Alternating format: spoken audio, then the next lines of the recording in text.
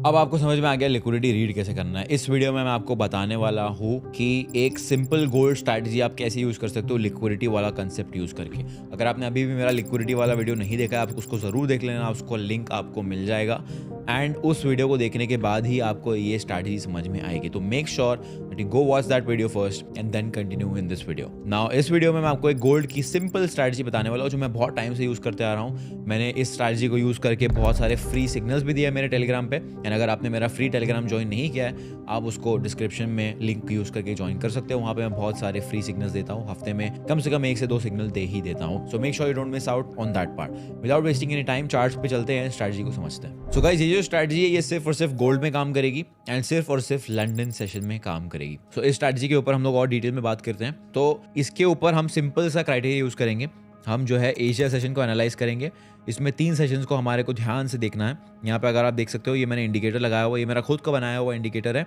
This is available to my university students, but this indicator ये Asia session को highlight करता है, pre London session को highlight करता है। तो लंदन ओपन और एशिया क्लोज में 2 घंटे का गैप होता है जिसे हम कहते हैं प्री लंदन।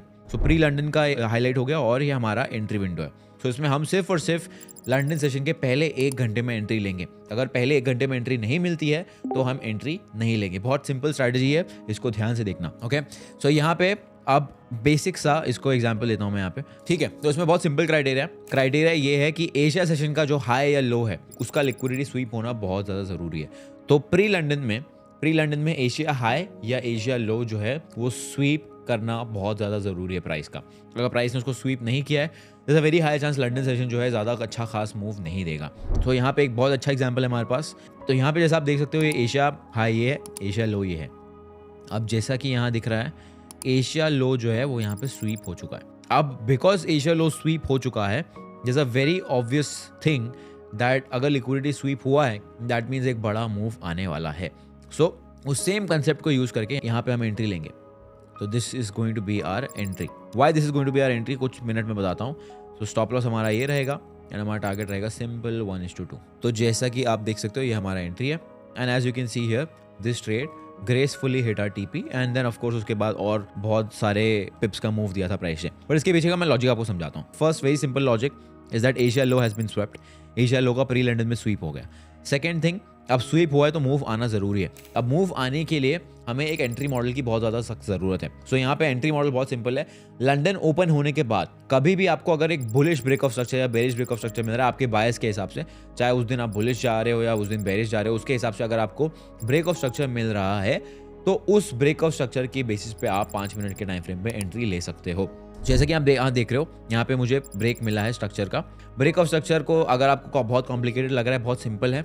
अगर आपको हायर हाई या लोअर लो बन के मिल रहा है, that is a break of structure in simple language, don't need to complicated. यहाँ पे आपको क्लियरली दिख रहा है ये हायर हाई था, ये हायर लो था, ये फ्रेश हायर हाई बना है आफ्टर लंदन ओपन। तो यहाँ पे मैंने एंट्री ले ली है। तो सिंपल इसको हम ब्रेक ऑफ स्ट्रक्चर कह सकते हैं, हायर हाई कह सकते हैं, जो भी आपको कहना है आप कह सकते हो। तो this was our entry. Stop loss simple stop loss रहेगा पिछले स्विंग लो के नीचे and this is how your strategy is going to look like. इससे सिंपल स्ट्रैटेजी मैं आपको नहीं बता सकता। This is the simplest strategy that I can make. यहाँ पे भी अगर आप देख सकते हो सिंपल है। यहाँ पे हमारा एक क्राइटेरिया मीट नहीं हुआ था जो कि एशिया लो का था। यहाँ पे लो स्वीप नहीं हुआ, बट टेक्निकली अगर आप एंट्री देखोगे तो यहाँ पे हमें एंट्री मिली थी, बट इसीलिए प्राइस ज्यादा ऊपर मूव नहीं कर पाया बिकॉज प्राइस को मूव करने के लिए चाहिए liquidity and that is exactly why price move नहीं कर पाया। And as you can see price ने बाद में later in the day price ने न्यूयॉर्क के पहले लो को स्वीप किया और फिर बाद में प्रॉपर मूव दिया। तो इस स्ट्रैटेजी का एक बहुत सिंपल रूल है, नो स्वीप नो सेटअप। अगर आपको स्वीप नहीं मिल रहा है आपको सेटअप नहीं मिलने वाला है। तो ऑलवेज मेक श्योर दैट आप स्ट्रिक्टली इस रूल को फॉलो करो। अब यहाँ पे आप देख सकते हो, अब this is a second category of scenario. यहाँ पे ऐसा है कि अगर एशिया रेंज बहुत ज्यादा ट्रेंडिंग है और प्री लंदन भी बहुत ज़्यादा ट्रेंडिंग है तो बहुत हाई चांस है कि लंदन में मूव नहीं आएगा। तो अगर एशिया सेशन और प्री लंदन सेशन बहुत ज़्यादा ट्रेंडिंग है तो लंदन सेशन जो है मोस्टली मूव नहीं देगा। यहाँ पे आप देख सकते हो अगेन एशिया सेशन ट्रेंडिंग नहीं था बट प्री लंदन में ही सारा मूव आ गया, तो लंदन जो है कुछ खास मूव नहीं दे पाया।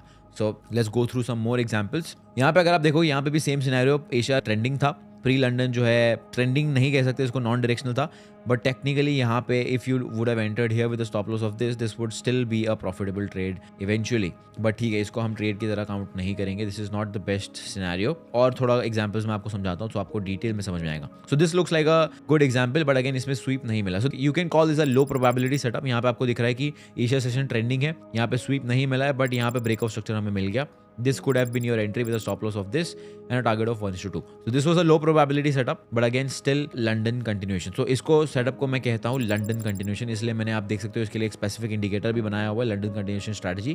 अब अगर यहाँ पे आप देखोगे तो again Asia session pre London no sweep low probability setup, यहाँ पे हमें ब्रेकआउट मिलेगा, ये आपका स्टॉप लॉस, ये आपका 1:2. तो फर्स्ट आवर ऑफ लंडन में एक trending move most of the time आता ही आता है. The only time London session does not give a move is या तो प्री लंडन में बहुत बड़ा मूव आ चुका है या तो एशिया में बहुत बड़ा मूव आ चुका है और एशिया का हाई और लो स्वीप नहीं हुआ है. These are the only scenarios where London session does not give a very big move. इसको आप और मॉडिफाई करना चाहते हो तो आप इसमें मूविंग एवरेज डाल सकते हो, RSI डाल सकते हो, जो भी आपको डालना है आप डाल सकते हो. मैं वो सब में बिलीव नहीं करता हूँ. I think this itself is more than enough for me to understand what price is going to do. यहाँ पे अगर आप देखोगे एशिया सेशन ट्रेंडिंग है, प्री लंडन ट्रेंडिंग है, तो लंदन में मूव नहीं आया. उसके बाद यहाँ पे this is the same scenario. तो इस पर्टिकुलर स्ट्रैटेजी का ट्रेड फ्रीक्वेंसी इतना हाई नहीं होगा, but the win rate is going to be very very high. इसका विन रेट इजीली 70 से 80% का है अगर आप सारे रूल्स फॉलो कर रहे हो एंड अगर आप इसको बैक टेस्ट कर रहे हो. सो एक्शन प्लान इसके बाद एकदम सिंपल होने वाला है. इस पर्टिकुलर स्ट्रैटेजी को आप एक पीस ऑफ पेपर बिल लिखो, सारे रूल्स डिफाइन करो, आपको जो एंट्री मॉडल ठीक लगता है आप एंट्री मॉडल डिफाइन करो, स्टॉप लॉस जो ठीक लगता है वो स्टॉप लॉस डिफाइन करो. बट आपको यहाँ पे मैंने एक फ्री में एक सिंपल एज दी है. एज ये है कि भाई लंदन सेशन में पहले घंटे में एक मूव आता ही आता है. अब आपको उस एज को कैपिटलाइज करने के लिए आपको एंट्री मॉडल पे काम करना है, रिस्क मैनेजमेंट पे काम करना है, टारगेट पे काम करना है एंड मोस्ट इंपॉर्टेंटली आपके माइंडसेट, डिसिप्लिन और साइकोलॉजी पे काम करना है. ये सारी चीजें अगर आपने कर ली तो जस्ट ये सिंपल स्ट्रैटेजी यूज करने के बाद आप एक प्रॉफिटेबल ट्रेडर बन सकते हो. मेरे यूनिवर्सिटी में बहुत सारे ऐसे ट्रेडर्स हैं जो सिर्फ ये सिंपल स्ट्रैटेजी यूज करके उन्होंने फंडिंग अकाउंट पास किया है, उन्होंने उनका पे आउट्स लिया है एंड और भी सारे ट्रेडर्स जो और दूसरी स्ट्रैटेजी जो मैंने उनको सिखाई है वो यूज करके they are doing very very well. So after this particular video all you have to do, again I am repeating,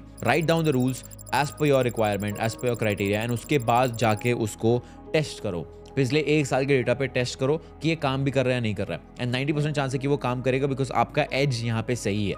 अब जो भी आपको रिजल्ट्स मिलते हैं उसको फिर से एक बार बैक टेस्ट करो, उसको ऑब्जर्व करो एंड ये चेक करो कि आप उसमें और क्या बेटर कर सकते हो.